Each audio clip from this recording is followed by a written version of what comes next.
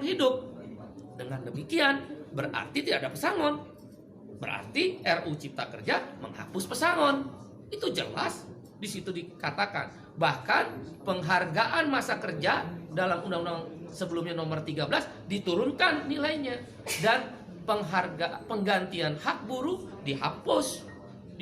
Balik ke kesepakatan pasti pengusaha menolak. Jelas pesangon hilang. Yang ketiga adalah penggunaan outsourcing yang masif. Yang sebelumnya outsourcing hanya 5 jenis pekerjaan, sekarang diperbolehkan. Sekarang semua jenis pekerjaan dan tidak ada batas waktu. Seumur hidup anak kita, para ibu yang susah-susah menyekolahkan anaknya, yang berjibaku pontang-panting mencari rezeki tambahan untuk menyekolahkan anaknya, negara membuka ruang. Para agen, saya quote and quote, bukan berarti seperti itu, tapi quote and quote tanda petik, menjual buruh kepada pengusaha-pengusaha yang serakah itu. Karena sekarang bisa melalui agen bebas seumur hidup dan tidak jelas masa depannya. Yang keempat adalah alasannya karyawan kontrak sekarang bebas.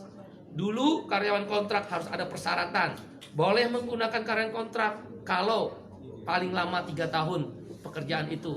Jenis pekerjaan tertentu, untuk pre-pro, bukan mass product, bukan produksi massal dan sebagainya. Sekarang syarat itu dihapus, dibolehkan menggunakan karyawan kontrak semua jenis pekerjaan dengan batas waktu tidak tertentu. Wahai ibu-ibu dan bapak-bapak, anak-anak kita terancam dengan masa depannya yang dikontrak seumur hidup tanpa kejelasan nasibnya, dan di outsourcing seumur hidup melalui para agen-agen pekerja yang menampung pekerja itu.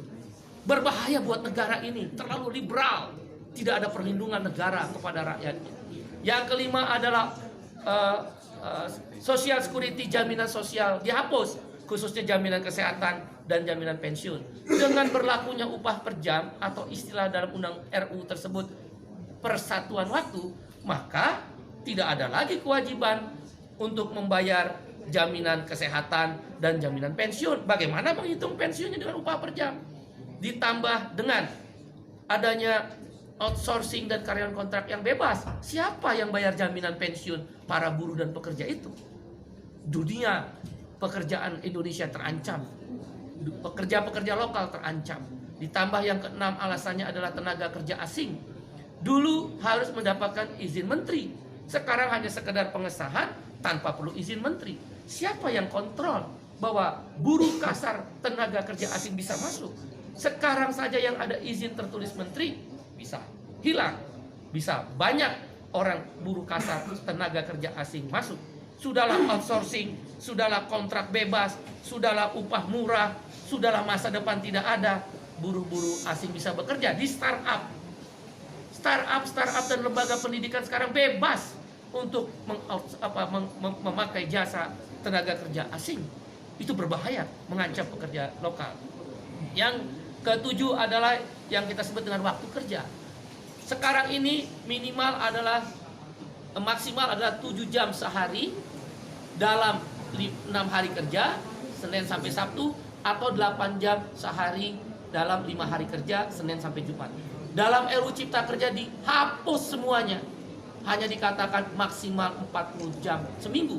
Berarti orang boleh bekerja, buruh dipaksa bekerja 14 jam seminggu. Dan buruh tidak diberi waktu istirahat, karena lemburnya boleh 18 jam dalam sehari. Dalam seminggu, maksud saya 18 minggu. Waktu kerjanya tidak lagi 7 jam atau 8 jam. Ini berbahaya untuk masa depan perlindungan kaum buruh.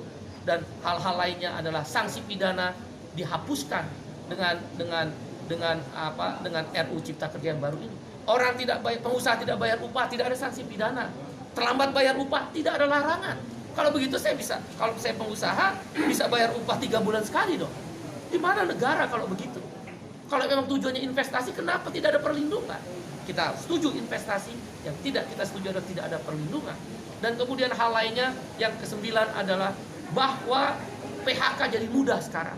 Nggak perlu lagi ada negosiasi dan perundingan dengan serikat buruh. Langsung ke PHI, dan PHI bisa langsung memutuskan Pengadilan Hubungan Industrial. Karena itu kami berpendapat 9 alasan KSPI menolak RUU Cipta Kerja yang sudah resmi diserahkan DPR akan dilakukan perlawanan. Bagaimana kalau kemudian DPR tetap mengesahkan RUU tersebut? Ada 3 langkah yang kami lakukan. 1, aksi besar-besaran selama pembahasan di DPR, maupun kalaulah dipaksa untuk disahkan yang merugikan buruh tadi. Aksi nasional, aksi daerah, bahkan tidak menutup kemungkinan aksi yang melibatkan komponen yang lebih luas. Kawan-kawan mahasiswa, mereka terancam. Begitu masuk pasar kerja, tidak punya masa depan. Para ibu-ibu, bapak-bapak terancam karena mengeluarkan biaya tinggi untuk menyekolahkan anaknya. Tidak punya kepastian masa depan untuk anak-anaknya. Para pemuda-pemuda dan pemudi terancam, nggak mungkin mau menikah karena outsourcing dan karyawan kontrak. Indonesia terancam, darurat terhadap kesejahteraan Indonesia. Karena itu aksi besar-besaran melibatkan semua masyarakat yang lebih luas dan masif akan dilakukan. Di DPR, di pemerintah, di daerah, bahkan boleh jadi secara nasional akan dilibatkan aksi yang lebih besar-besaran. Menghentikan produksi,